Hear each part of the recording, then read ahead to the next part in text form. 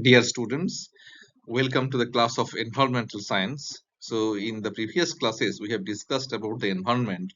We have also discussed about the pollution and also their reasons and also their like how can we control the pollution. So what the measures we should take to control the pollution for a better future. So in today's class, we'll be discussing about the biological oxygen demand and chemical oxygen demand. So let's start. So as we have already discussed in the last two classes about the water, so how important is the quality of water for our living purpose. So we can understand that water is one of the most precious natural resources and is essential for the survival of all the living organisms. However, due to this rapid industrialization, urbanization, population growth, too much, like we are cutting the trees, conflagration, due to all these things, we are actually creating too much problem for the environment. So the water quality is also degrading day by day. So we should first measure the quality of the water before drinking. Otherwise, it can be a severe problem to our health. So to assess the quality of the water and the extent of the organic pollution, this environmental actually like issues must be taken care of by the people, by the government, so that the next generation will not face that problem in future. So like to understand the quality of the water, so environmental scientists, they have issued like two terminologies or the two parameters where we can understand that how good is the water. The first one is biochemical oxygen demand, and the second one is the chemical oxygen demand. So BOD or the biochemical oxygen demand is a measure of the amount of dissolved oxygen required by organisms, by microorganisms, to decompose the biodegradable organic matter present in the water under aerobic conditions. So it serves as an indicator of the level of the organic pollution and the self-purification capacity of a water body. On the other hand, the COD or the chemical oxygen demand measures the total amount of oxygen required to chemically oxidize both biodegradable and non-biodegradable organic substances in the water. So it provides a rapid estimate of the pollution load which is basically present in the water and is widely used in monitoring the industrial effluents and wastewater treatment processes. The determination of the BOD and COD is too much essential in the current scenarios because these parameters only will tell us, as we have discussed in the earlier slides, that so this only tell us that this water is drinkable or not. We should uh, drink this water or we cannot drink this water. So understanding these concepts enable us to assess the impact of human activities on aquatic ecosystems and to develop effective strategies for pollution control and sustainable water management. So here are the basic key differences between the BOD and COD. So BOD is the oxygen consumed by the microorganisms to decompose the organic matter. COD, on the other hand, is the oxygen required to chemically oxidize all the organic and inorganic compounds in the water. So here, if we think about their speed of the test, the BOD test takes only 5 days, while the COD test takes roughly around like 2 hours or maybe 3 hours. So you can complete the CO test in 2 to 3 hours. So COD is much faster than BOD. So here, talking about the scopes, so BOD only measures biodegradable organic matter, while the COD measures both biodegradable and non-biodegradable organic matter present in the water. So if we are thinking about the values, so here the COD values are almost always higher than the BOD values, that we can understand, because COD covers biodegradable and non-biodegradable organic matter, but only BODs cover that only the biodegradable organic matter. So obviously that will be lower. And the use cases like the BOD is used to determine the efficiency of biological treatment processes like septic tanks, whereas COD is better for monitoring industrial wastewater where speed and total load are crucial. So biochemical oxygen demand, or BOD, is the amount of dissolved oxygen needed or demanded by the aerobic biological organisms to break down the organic material present in a given water sample at a certain temperature over a specific time period. So BOD test was first developed in 1930s, so quite earlier days, and the importance of the BOD is the goal of sewage treatment, so which is stabilizing the organic matter, so converted into an effluent of acceptable standard of the purity and dispose it safely. The standard test, which is an indicator of the organic content of the sewage, is biological oxygen demand. Here, so the BOD value is most commonly expressed in milligram of oxygen per liter, and the incubation time around 5 days, as we have discussed earlier, and temperature we need to maintain around like 20 degree, and the concentration of BOD would be the concentration of DO, basically dissolved oxygen at the 0 time minus dissolved oxygen at the 5 days, after 5 days. So where DO is the dissolved oxygen.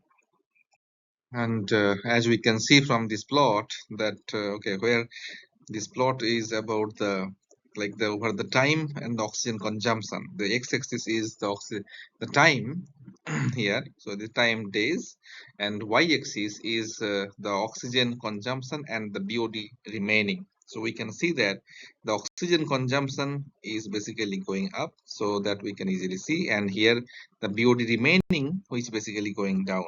And by this way we can easily calculate the BOD, and we can understand the rate of the oxygen consumption over the time. So here, if we talk about the rate of the reaction for the BOD, so the BOD reaction is basically a first order reaction. So here we can see that minus dl dt is proportional to L, where the L is oxygen equivalent of the biodegradable organics present at a time t, which is expressed in milligram per liter. So all these expressions are actually determined. We have seen that this reaction actually follows the first order kinetics, which also we can see in the later slides. So to find out the biochemical oxygen demand, or the BOD, so we have several methods, and out of them like two methods are most popular, the Winkler method or the iodometric method. So we'll be discussing on these two methods in detail. So the first one is determination of the DO, or the dissolved oxygen, by the Winkler's method. So Winkler's method can be used like this. So DO measurement is based on the fact that the dissolved oxygen oxidizes the Ki, or the potassium iodide, and it will liberate the iodine. The liberated iodine is titrated against thiosulfate solution using starch as an indicator, and since the dissolved oxygen in water is in the molecular state, so it cannot actually oxidize the potassium iodide, so hence manganese hydroxide is used as an oxygen carrier. So manganese hydroxide in turn is obtained by the action of KOH on manganese sulfate. So here the manganese sulfate, MnSO4, will react with the KOH to give you the manganese hydroxide plus potassium sulfate salt. So, and the next step, this manganese hydroxide will react with the oxygen to give you the manganese dioxide, MnO2 plus water. The brown precipitate dissolves on the acidification, liberates the nascent oxygen. So this MnO2 will react with the acid, like the strong acid, sulfuric acid, then it will generate the MnSO4, plus it will also liberate the nascent oxygen, as we can see from here. So when they're treated with the iodine, that oxygen will react with potassium iodide in presence of acid like sulfuric acid H2SO4, which will generate this potassium sulfate and iodine. In the next step, the liberated iodine is finally estimated by the titration with sodium thiosulfate. So this Na2S2O3 plus I2 will generate the sodium salt of like S2O62 minus plus 2I minus. So during the titration, the starch solution is used as indicator, which changes the color from blue to colorless. So you can easily understand that the reaction is finished. And the stoichiometric expression relating the dissolved oxygen and sodium thiosulfate is given below here. So the 1 mole of oxygen reacts with the 4 mole of thiosulfates. The next we have the chemical oxygen demand, or COD. So COD is defined as the amount of oxygen required for the chemical oxidation of the biodegradable and non-biodegradable organic matter. So the non-biodegradable, because they are toxic to organisms, organic pesticides and plastics. Where so the COD is expressed in like milligram of oxygen per liter. So the total organic matter, and it will react with oxygen and it will generate CO2 plus water. So it is a rapid test and only require 2 hours of incubation time. So therefore, it is a fast process, and it is around like what we are getting. The result is not exact, but it's a rough estimation. So in this slide, we can see how the COD test is done. So here we have used potassium dichromate as the oxidant, and here you can see that first you take the sample of water, and then you can use basically either of the method. And here basically if you are going from the first method, then you switch to here the spectrophotometer to understand about this the degradation, and you can easily record there by monitoring it's in the UV spectroscopy. In the later slide, we can also discuss on that.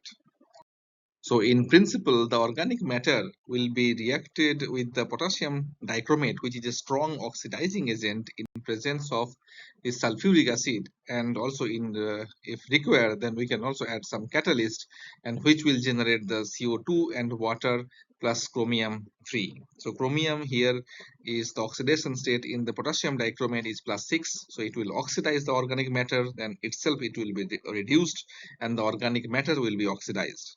So with this titration, we can use diphenylamine as an indicator, and in the end we will get the oxidized organic matter plus here chromium 3 plus and ferric 3 plus with water. And as I was explaining in the earlier slides, that here when you are degrading by the potassium dichromate, you can easily like monitor this degradation by the UV spectroscopy. Here we can follow the Lambert-Beer's law, that is absorbance equals to epsilon into concentration into the path length, which is L. So epsilon CL, what is the C is the concentration and A is the absorbance. So here if you plot the wavelength versus absorbance, you can easily monitor the progress of the reaction, and you can calculate the value.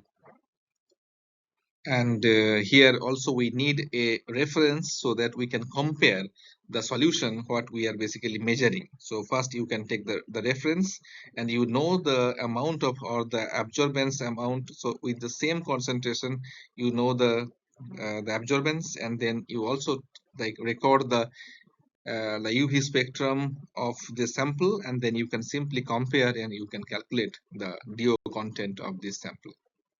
So here just a summary here, that BOD is basically it measures the organic matter oxidized to CO2 and water by the microorganisms. But COD, here the organic matter oxidized to CO2 and H2O by chemical oxidizing agent, usually potassium dichromate is used here. So obviously, so we can understand that COD is much more advantageous compared to BOD, because COD results are available much faster than the BOD results. So COD test requires like fewer manipulations, whereas BOD we have to think about many parameters.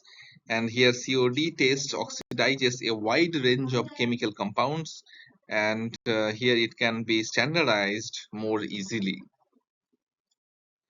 So nowadays you can also see that in the daily life we are using a term TDS. So So that is also one of the parameter where we can understand the quality of the water. So TDS stands for the total dissolved solids, is the term used to describe the inorganic salts and the like little amount of organic matter also present in the solution in the water. So this TDS term, it can also tell you about the quality of the water. So if the TDS is less than 60, then at least you can drink the water. And if it is less than 30, the water quality is the best.